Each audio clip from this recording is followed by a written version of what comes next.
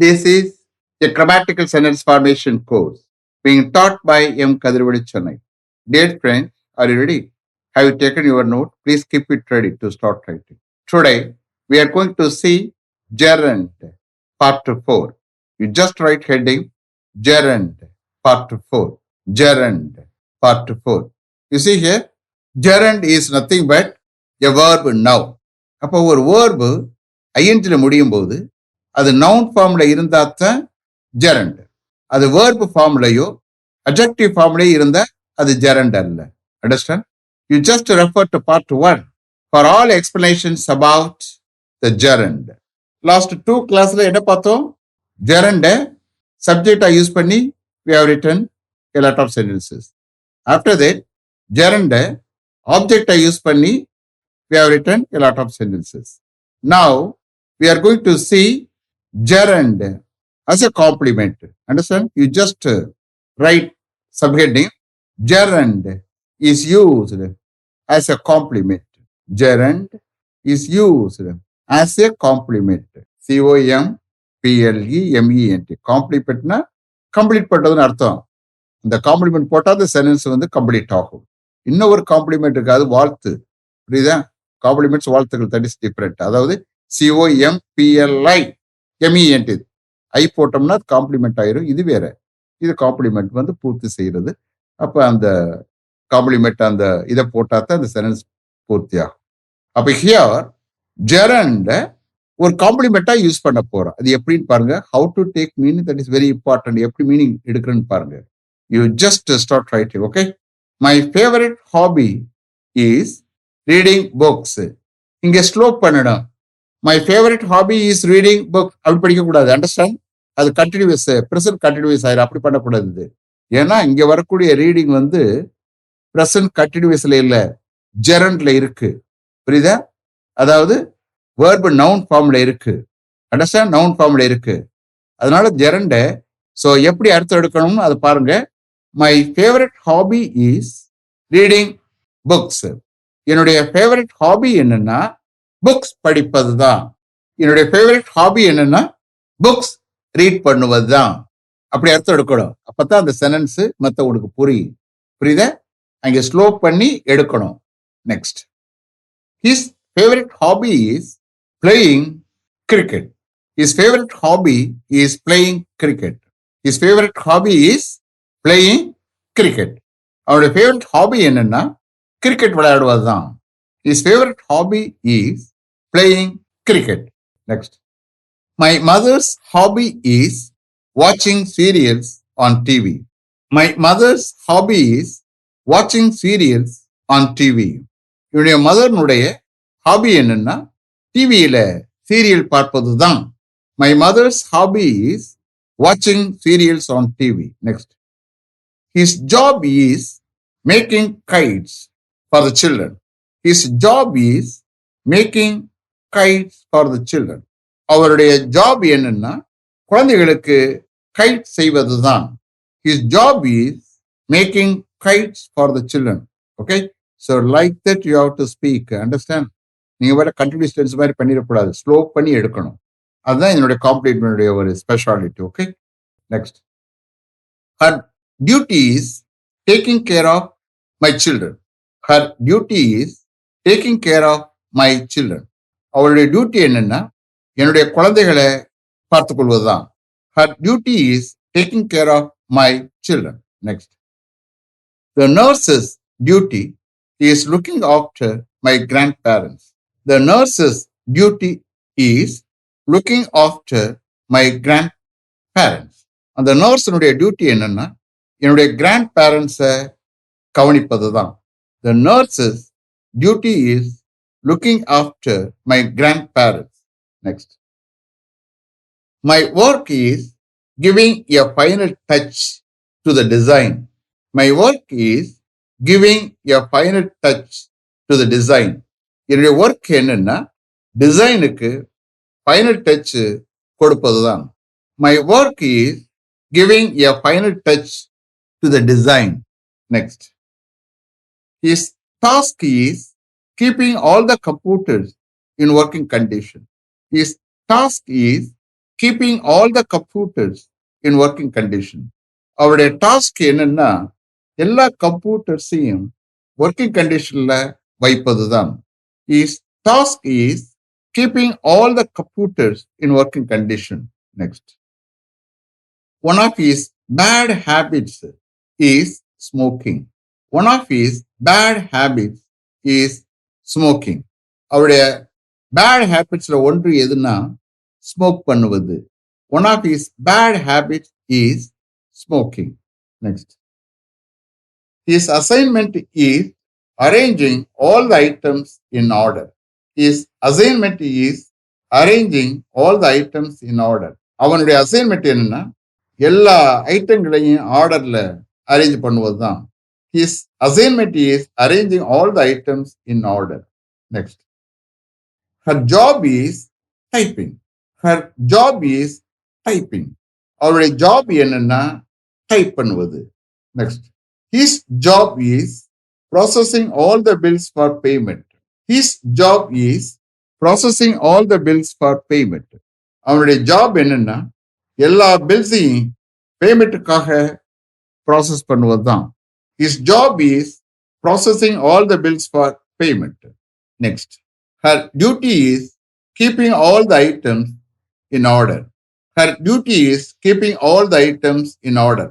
அவருடைய டியூட்டி என்னன்னா எல்லா ஐட்டம்ஸையும் ஆர்டரா வைப்பதுதான். Her duty is keeping all the items in order. Next. அடுத்த subheading போட்டுக்கிறங்க. Gerund is used after a preposition. Gerund is used after a preposition. ப்ரிப்போசிஷனுக்கு பிறகு நம்ம ஜெரண்டை use பண்றோம். எப்படின்னு பாருங்க. I have great pleasure in welcoming you all. I have great pleasure in welcoming you all. அப்ப இந்த சென்டென்ஸ்ல பாருங்க in is a preposition. பக்கத்துல ஜெரண்டா use பண்றோம். அது எப்படி? You just understand. ப்ரிப்போசிஷனுக்கு அடுத்து வேர்பு வந்துட்டா அந்த வேர்பை ஜெரண்ட் ஆக்கணும். Understand? You please understand, when a verb follows a preposition, when a word follows a preposition, it will take the gerund. That means what? Preposition-க்கு அடுத்து verb வந்தா அந்த verb gerund ஆக்கணும். ing-ல போடணும். அப்பதான் English is correct. Understand? So I have great pleasure in welcoming you all. உங்க எல்லோரையும் வரவேற்பதில் எனக்கு மிக்க மகிழ்ச்சி. I have great pleasure in welcoming you all. Next. I have immense pleasure in inviting you all to this party. I have immense pleasure in inviting you all to this party. அப்ப இங்க வரக்கூடிய preposition in. அதுக்கு பக்கத்துல இருக்கிற verb invite. உடனே என்ன செய்யணும்? ing-ல போட்டு எழுதணும். ஜெரண்ட் ஆக்கணும். இந்த பார்ட்டிக்கு உங்க எல்லோரையும் இன்வைட் பண்ணுவதில் எனக்கு இம்மென்ஸ் பிளஷர் இருக்கு, அதிக சந்தோஷம் இருக்கு, அதிக மகிழ்ச்சி இருக்குன்னு எடுத்துக்கலாம். I have immense pleasure in inviting you all to this party. Next. Check up your passport before leaving. Check up your passport before leaving. இங்க என்ன preposition? Before. அதுக்கடுத்து என்ன வருது? Leave verb. அதை என்ன செய்யணும்? ing-ல போட்டு எழுதணும், ஜெரண்ட் ஆக்கணும். நீங்க கிளம்புவதற்கு முன்னாடி உங்க பாஸ்போர்ட்டை செக்அப் பண்ணுங்க. Check up your passport before leaving. Next. I am very much interested in learning English grammar. I am very much interested in learning English grammar. இங்க என்ன preposition? in. அதுக்கடுத்து என்ன வருது? verb learn. உடனே லேர்னிங்கா மாத்திரணும். இங்கிலீஷ் கிராமரை லேர்ன் பண்ணுவதில்ல நான் ரொம்ப இன்ட்ரெஸ்டடா இருக்கிறேன். I am very much interested in learning English grammar. Next. He is tired of working for the company. He is tired of working for the company. அப்ப இங்க வரக்கூடிய preposition of. அதுக்கு பக்கத்துல என்ன verb வந்திருக்கு? work. உடனே என்ன செய்யணும்? ing-ல போட்டு நீங்க ஜெரண்ட் ஆக்கிடணும். அந்த கம்பெனிக்காக உழைச்சு ஒர்க் பண்ணி அவர் டயர்ட் ஆயிட்டாரு. He is tired of working for the company. Next. He is fond of collecting stamps. He is fond of collecting stamps. அப்ப இங்க வரக்கூடிய preposition of. பக்கத்துல என்ன verb இருக்கு? collect. உடனே collecting ஜெரண்ட் ஆக்கணும். He is fond of collecting stamps. Stamps collect பண்ணுவதில் அவனுக்கு அவ்வளவு விருப்பம். He is fond of collecting stamps. Next, bullocks are used for pulling the cart. Bullocks are used for pulling the cart. இங்க வரக்கூடிய ப்ரிப்போஸ் என்ன? for. அதுக்கு பக்கத்துல என்ன verb இருக்கு? pull. உடனே என்ன செய்யணும்? gerund ஆக்கணும். pulling. Bullocks are used for pulling the cart. அந்த கார்ட், அந்த வண்டியை இழுப்பதற்காக புல்லக்ஸ் யூஸ் பண்ணப்படுகிறது. காளமாடு யூஸ் பண்ணப்படுகிறது. Bullocks are used for pulling the cart. Next, he is afraid of telling the truth. He is afraid of telling the truth. என்ன ப்ரிப்போஸ் வருது? of. பக்கத்துல என்ன verb? tell. உடனே telling. He is afraid of telling the truth. உண்மையை சொல்வதில் அவனுக்கு பயம். He is afraid of telling the truth. Next, the whole day was spent in playing cards. The whole day was spent in playing cards. So here, what purpose in? பக்கத்துல என்ன verb இருக்கு? play. உடனே gerund ஆக்குறோம். whole day cards விளையாடுவதில் செலவழிக்கப்பட்டது.